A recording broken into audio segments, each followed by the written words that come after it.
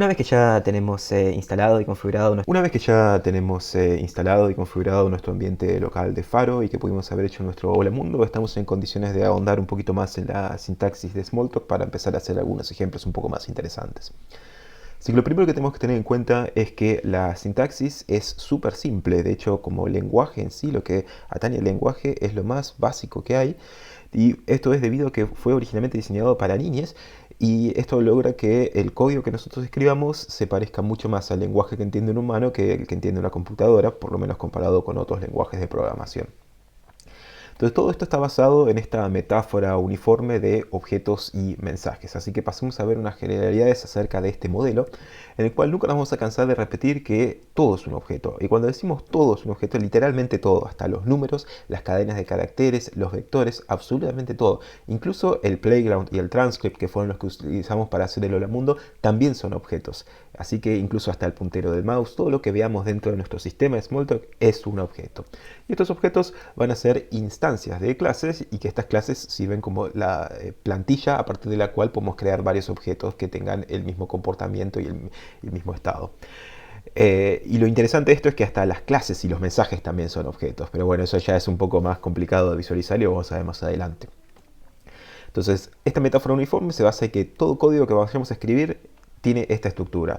Tenemos un receptor, que es el objeto que recibe el mensaje, y después vamos a tener el nombre del mensaje, o con su nombre más técnico, el selector, y separados por un espacio. Así que todo código que leamos de Smalltalk va a ser siempre lo mismo: objeto, mensaje, objeto, mensaje. No va a ser ninguna otra cosa distinta a eso. Entonces existen tres tipos de mensajes. El más simple de todos es el mensaje del tipo unario, cuyo selector está constituido por una simple palabra. Por ejemplo, este que vemos aquí, que dice transcript clear, le enviamos el mensaje clear al objeto transcript y que no recibe ningún tipo de parámetro. Es el más básico. Después tenemos los mensajes binarios, que por acá los ejemplos más clásicos son los que serían los operadores matemáticos, ya sea aritméticos o de comparación, que en realidad estos no son operadores. Fíjense que el más ese que aparece ahí no es un operador como sí sería en otros lenguajes, como por ejemplo C. Esto acá en realidad es un mensaje. Entonces esto se lee acá como que el objeto 1, que es una instancia de la clase small integer, recibe el mensaje más, que admite un único parámetro, que en este caso se le estamos pasando por parámetro una instancia de otra instancia, digamos, de small integer, que tiene el valor 2. Y luego en la línea de abajo tenemos, le estamos enviando el mensaje igual, que este igual es el de comparación, al objeto 1, y esto después va a devolver como resultado una instancia de la clase false, que true y false también son clases, y por lo tanto también objetos. Y después tenemos los mensajes de tipo keyword, que estos son el ejemplo más clásico que ya conocemos para el Hola Mundo, que son aquellos que pueden recibir uno o más parámetros. El primero es este que ya vimos, que los parámetros se pasan así, con dos puntos, espacio, y acá se pasa el parámetro en sí. Acá estoy mostrando esto, luego estoy acá usando este mensaje unario. CR significa carry return, o retorno al carro, o salto de línea. Y acá estoy, por ejemplo, mostrando el mismo mensaje, show, y acá estoy pasando el resultado de esta colaboración entre objetos. Lo estoy pasando acá por parámetro, y acá utilizo este punto y coma para poder enviar el mensaje CR a la misma instancia que teníamos antes, para no tener que escribirlo en líneas separadas como antes. Es simplemente una forma más corta de escribirlo. Y acá, por ejemplo, estoy utilizando otro mensaje de tipo keyword, que fíjense lo curioso de esto, y lo que más llama la atención al principio es que este recibe dos parámetros, y esos dos parámetros lo estoy pasando así. Entonces tengo el mensaje entero es el mensaje copy from to, que se lo estoy enviando a este objeto, que es una instancia de la clase string, y recibe el parámetro 1 y el parámetro 3, que son dos objetos e instancias de small integer. Y esto es análogo a lo que en otros lenguajes haríamos al pasar por paréntesis separado por coma. Y acá finalmente este resultado se lo estoy pasando por parámetro al mensaje show del transcript para poder visualizarlo. Entonces esto me va a mostrar en el transcript primero este hola, luego me va a mostrar el 3, que es el resultado de esta colaboración, y finalmente me está mostrando HOL, que es el resultado de haber hecho este substring, es decir, haber elegido desde el 1 hasta 3 estos tres caracteres del hola, ¿no? Que es en este caso que es lo que estoy haciendo acá. Entonces fíjense que haber hecho este copy from to es análogo a lo que en algunos otros lenguajes como Java, que tiene una sintaxis basada en la de C, se pasa así como paréntesis. Y fíjense que la desventaja de esta sintaxis es que yo acá no tengo forma de saber así a simple vista qué representan cada uno de estos parámetros que paso acá por posición. La única forma de saberlo es leyendo la documentación. En cambio acá en Smalltalk, al poder utilizar estos keywords, no necesito la documentación porque ya directamente el keyword me está indicando que este parámetro va a significar from y este otro parámetro significa to. Entonces ya, y es mucho más fácil de leer que voy a hacer copy from esto to esto. Entonces, si se prestaron atención en los ejemplos que puse anteriormente, en algunos casos puse paréntesis y en otros no. Y esto se debe a la precedencia de los mensajes, que debido a los tipos de mensaje que tengo, algunos se van a ejecutar en determinado orden. Y el criterio es este, ¿no? Esto significa, primero se van a ejecutar todo lo que esté en paréntesis, siempre el paréntesis mata todo. Luego se van a ejecutar los mensajes de tipo unario, luego los binarios y finalmente los que son de tipo keyword. Y esto minimiza la necesidad de los paréntesis, ya que si yo presto atención a esto, no hace falta que tenga que andar metiendo paréntesis por todos lados. Entonces, volvamos a ver este ejemplo de acá. Fíjese que en esta primera línea tengo una colaboración entre estos dos objetos, que se envía el mensaje más al objeto 1. Fíjense que acá no necesité usar todo paréntesis. ¿Por qué? Porque este mensaje es del tipo unario y se va a ejecutar primero, y después, una vez que se evalúe esto, recién ahí se va a realizar el envío de este mensaje. En este otro ejemplo, fíjense que estoy teniendo, primero yo quería ejecutar este mensaje, copy from to, que es de tipo keyword, y el resultado de esto lo quería enviar como parámetro a este otro mensaje que también es de tipo keyword. Como ambos son de tipo keyword, tienen la misma prioridad, entonces ahí sí era obligatorio que usara este paréntesis. Si no ponía el paréntesis, el sistema iba a interpretar como que en realidad estaba tratando de enviar un único mensaje, show copy from to, al objeto transcript, que eso no es lo que yo quería hacer. Bueno, veamos ahora algunas construcciones esenciales, en particular cómo declarar variables o cómo son las sentencias y qué son los bloques y cómo es que podemos llegar a hacer estructuras de control en este lenguaje, si es que eso realmente es posible. Así que veamos que primero la declaración de las variables locales es mediante el uso de estos caracteres conocidos como plecas o barras verticales o tubería o pipe. Y si yo quisiera declarar una o más variables, las tengo que separar por un espacio, que es este que vemos aquí. En cambio, este espacio que puse acá al principio, este que puse acá al final, no es obligatorio, siempre lo pongo a modo de prolijidad, pero simplemente es necesario este para separar más variables. Si quisiera declarar más variables, tengo que agregar un espacio acá y escribir el siguiente nombre de variable. Obviamente variable 1 y variable 2 no son buenos nombres de variables, acá son simplemente fines ilustrativos, pongan buenos nombres de variables, por favor.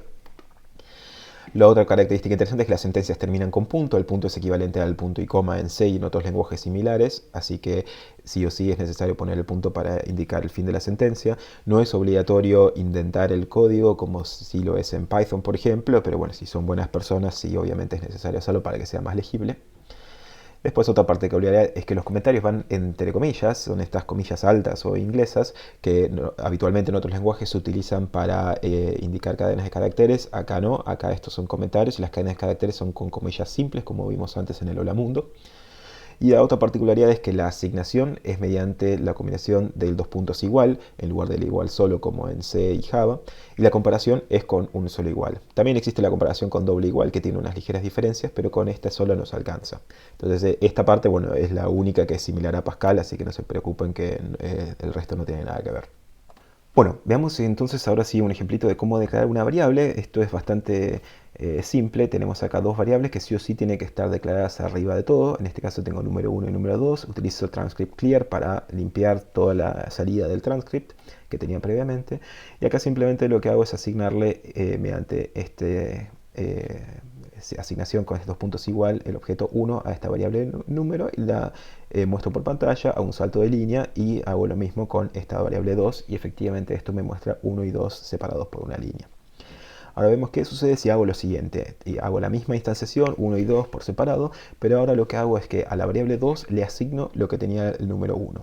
Y ahora cuando muestro las dos por pantalla, lo que voy a mostrar es 1 dos veces, y esto no significa que tengo dos objetos distintos que tienen el valor 1, sino que en realidad es el mismo objeto que está siendo referenciado por dos variables. ¿Y qué pasó con el objeto que tenía el valor 2? Bueno, en el momento de haber pisado esta variable, perdí la referencia a este otro objeto y ya no puedo acceder a él. y entonces después el recolector de basura propio de Faro se encargará de liberar la memoria necesaria y nosotros no tenemos que preocuparnos por ese tipo de cuestiones como sí tendríamos que haber hecho en otros lenguajes como C. Acá recordemos que estamos en un nivel de abstracción superior en el cual ni nos preocupamos por ese tipo de cuestiones. Pero sí es importante entender que las variables tienen esas referencias a los objetos y que si yo hago algo de este estilo pierdo la referencia anterior. Entonces nosotros podemos utilizar cualquier nombre de variable, incluso podemos hacer una variable que se llame if, otra que se llame for y otra que se llame while, cosa que en otros lenguajes estaría prohibido porque el compilador las tiene como palabras reservadas. Y acá las únicas palabras reservadas que tenemos son estas 6, que no tenemos que entender de momento qué hacen cada una de ellas, simplemente tenemos que saber que no podemos utilizarlas como nombres de variables. De hecho, cuando las ponemos en el sistema, automáticamente las va a pintar de verde, indicando que son variables que ya existen. Son unas variables especiales o pseudo variables, en la cual true y false son instancias de las clases true y false con mayúsculas respectivamente. Eso también es un error muy común, confundir true y true con minúscula de true con mayúscula, y lo mismo con false. Self es una variable que hace referencia al objeto mismo en el cual yo estoy parado cuando lo invoco. Super hace referencia al objeto padre, y el resto los vamos a ver más en detalle más adelante. Así que bueno, otro error muy común es confundir a los bloques de código con los paréntesis, y a los paréntesis con los corchetes. Los corchetes acá tienen un significado muy particular. Los paréntesis son iguales como en otros lenguajes, como vimos antes. En cambio, los corchetes representan un objeto especial que es el bloque, o también llamado clausura o método anónimo, que es equivalente a lo que también en otros lenguajes se conoce como una función anónima o una expresión lambda. Entonces esto básicamente lo que hace es encerrar una o más sentencias de código. Y esto me permite que pueda ejecutarlo más adelante en otro momento y se lo pueda asignar una variable. Incluso también puede recibir o no parámetros. Entonces veamos de qué se trata. Acá tengo estas dos sentencias, transcript show hola, que es lo mismo que vimos antes, y esta otra que imprime el resultado de esta colaboración mediante el envío del mensaje por este objeto. Entonces, pero fíjense que acá no las estoy ejecutando inmediatamente, sino que las estoy encerrando en este bloque de código. Acá utilicé estos saltos de línea para que sea más prolijo, pero esto podría haber estado en una sola línea. Entonces, si yo ejecutara desde acá hasta acá, en el transcript no vería absolutamente nada, porque nunca se estarían ejecutando estas, porque le estoy asignando este bloque de código a esta variable. Recién se van a ejecutar cuando al bloque de código le envíe el mensaje value. Entonces todo bloque de código entiende el mensaje value y lo que va a hacer es directamente ejecutar todas las sentencias que están ahí. Entonces cuando yo ahora muestro esto por el transcript, tengo esto dos veces, porque le estoy enviando el mensaje value dos veces a este bloque de código. Entonces esto tiene como ventajas que yo puedo directamente encerrar estas sentencias y ejecutarlas más adelante y la cantidad de veces que yo quiera, sin tener que encapsularlo en alguna otra clase específica, sino que lo tengo como este bloque de código acá. Y otra particularidad interesante es que los bloques también pueden recibir parámetros. Entonces la sintaxis específica para poder recibir un parámetro es utilizar esta pleca o barra vertical en el cual separo. Del lado de la izquierda va la declaración de las variables que son los parámetros, que la sintaxis es con este dos puntos, el nombre del parámetro, y si quisiera recibir más parámetros tendría que poner un espacio y luego dos puntos el siguiente nombre y así sucesivamente. Y del lado derecho de la pleca vienen las sentencias. En este caso tengo una sola que bien simple, lo único que hace es enviarle el mensaje más a ese objeto que recibimos por parámetro y pasándole por parámetro a esta instancia de small integer que tiene el valor 1. Y ahora, para poder ejecutarlo, en lugar de utilizar el mensaje value, que era un mensaje unario, estoy utilizando este otro mensaje, que es un mensaje tipo keyword, que el selector es igual, simplemente que es otro mensaje, porque acá le estoy pasando un parámetro, ¿no? Entonces, este es el parámetro que le paso, y cuando lo ejecuto la primera vez, el resultado de la colaboración va a ser un 3, y la segunda vez va a ser un 29, porque le estoy pasando acá un 28. Entonces, de la misma forma, puedo pasarle uno o más parámetros al respecto. Bien. Entonces ahora que ya sabemos el tema del uso de los bloques de código, esto va a poder servir para poder definir cómo es que podemos realizar estructuras de control. Es decir, los clásicos if, while y for que tenemos en otros lenguajes. Acá dijimos que eso no existe, pero obviamente podemos tener una manera análoga de hacerlo, que obviamente como todo en Smalltalk va a ser mediante el envío de mensajes, que esa es la única manera que tenemos en Smalltalk de hacer algo, enviándole mensajes a objetos. Entonces tenemos algunos mensajes específicos que son parte del sistema de Smalltalk, ya están implementados, que son if true, if false, if true y false. Son tres mensajes distintos que todos estos mensajes son entendidos por las instancias de las clases false, como también por las instancias de las clases true. Entonces, y todos reciben un bloque de código por parámetro. Entonces esto lo que va a hacer es que la clase true, al mensaje if true, lo que va a hacer es directamente al bloque que recibe, le envía el mensaje value y lo ejecuta. Y la misma clase true a este mensaje if false, al bloque de código simplemente que recibe, lo ignora y no hace absolutamente nada. Y en el caso de la clase false va a ser exactamente al revés. Y también tengo la posibilidad de tener este if true y false, que lo hace todo en una misma línea, es como si tuviera un if else, ¿no? Esa sería la comparación. Entonces veamos un ejemplo bien sencillito. Acá tengo esta colaboración en la cual envío el mensaje mayor a este objeto. El resultado de esto, es decir, lo que va a devolver, va a ser una instancia de false. Entonces si yo a la instancia de false le envío este mensaje if true y le paso el bloque de código, va a ignorar ese bloque de código y no va a hacer absolutamente nada. En cambio, si a esta instancia de false le envío el mensaje if false, lo que va a hacer, y le paso un bloque de código, lo que va a hacer es a ese bloque de código es evaluarlo, es decir, enviarle el mensaje value. Y va a ejecutar las sentencias que están aquí, que yo le estoy pasando. Entonces, efectivamente, acá lo único que se muestra por el transcript es mayor, porque este bloque de código fue ignorado completamente. Entonces, análogamente, esto lo puedo hacer con este otro mensaje, if true, if false, que yo acá lo separé en varias líneas, pero podría haberlo escrito en una sola, así se ve un poco más prolijo, pero es el mismo mensaje, if true, if false, que tenemos dos parámetros, este bloque y este otro bloque de código. Entonces acá directamente se va a ejecutar el segundo bloque de código ignorando el primero, ¿no? Acá aparece dos veces impreso es mayor, porque se ejecutó este bloque y luego se ejecutó este otro bloque de acá y se ignoró tanto este como este que está acá. Entonces de esta forma podemos crear una construcción similar a la que teníamos con los if-else's en otros lenguajes, pero entendiendo que no son literalmente if-else's, sino que son mensajes que entienden las clases true y las clases false.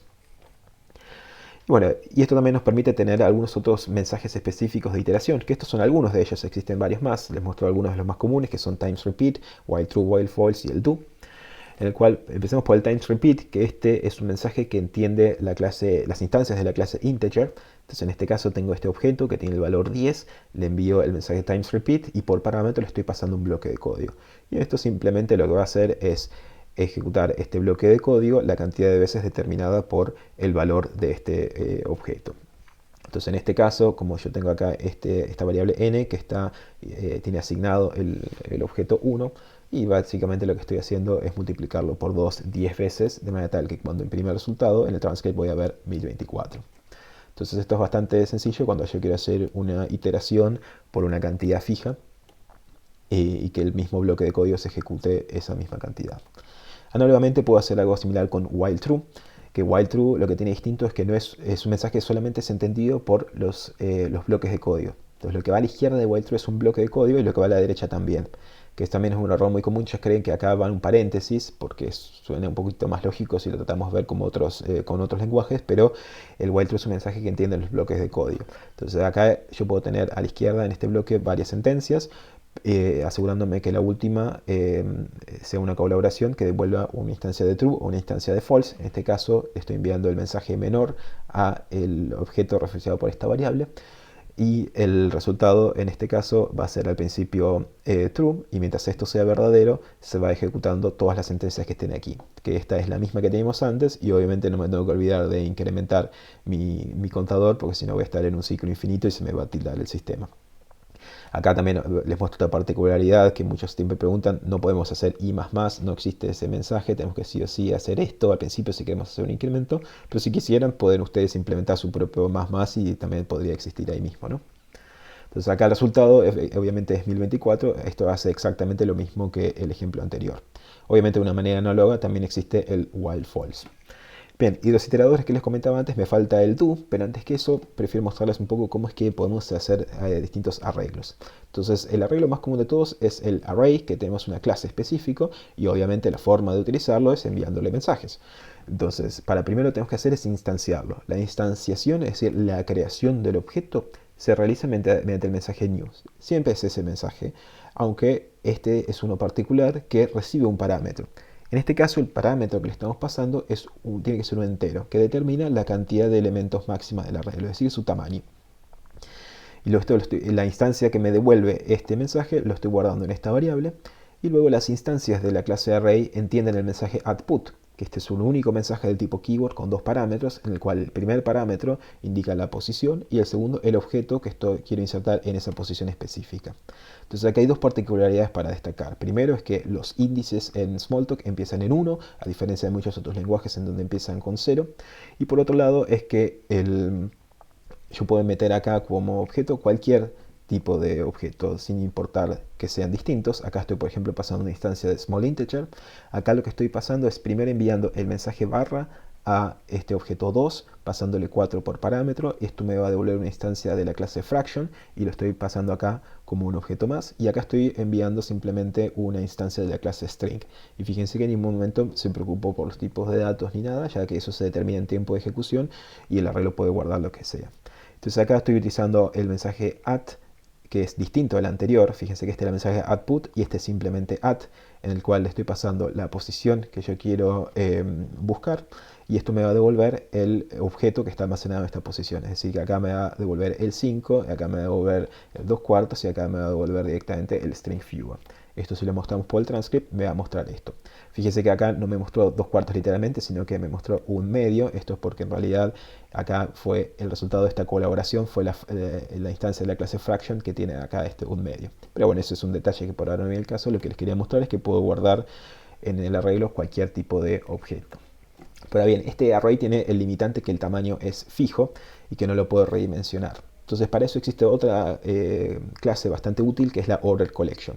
Que order no significa que está ordenado, eso sería el caso de una sorted collection, que también existe y la vamos a ver más adelante.